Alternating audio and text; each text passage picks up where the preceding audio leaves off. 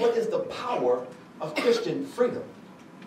Really, where does this power lies in of being free in Christ? Well, there's two sides, or there's two parts of this answer. The first part is a threefold freedom. First, family, we have been freed from sin. Hear me carefully. We have been freed through Christ, us believing in Christ, through the dominion, the power, and the master of sin in our lives.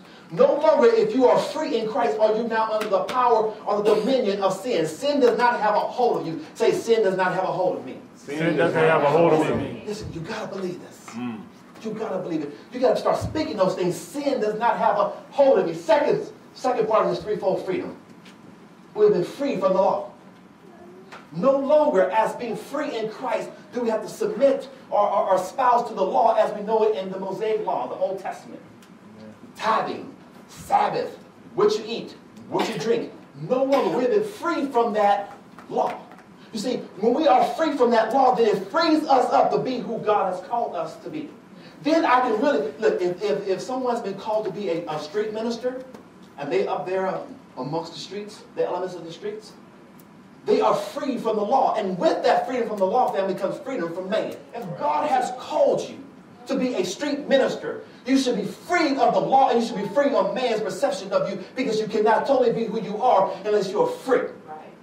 You cannot fulfill your destiny unless you are free. The third part of this threefold Christian freedom, the power that lies within it, is that we are free from the law of sin and death. You see, family, this law that is talked about in Romans chapter 8, verse 2, is a principle, as I point out in part 2, is a principle or is a set of rules that is governed by certain things. So when you are free from the law of sin, then no longer those principles govern your life. You can now become free to be who you are. So sin no longer has dominion over you. Get this, please. See, a lot of times we find ourselves maybe falling into sin. It will hold that, we ourselves hold that over our head. Not allowing ourselves to move forward. But as I mentioned in part 2, no more guilt. There is therefore now no condemnation to those who are in Christ Jesus, who are walking by the law of the Spirit of life. Sin does no longer have dominion. It is not your master.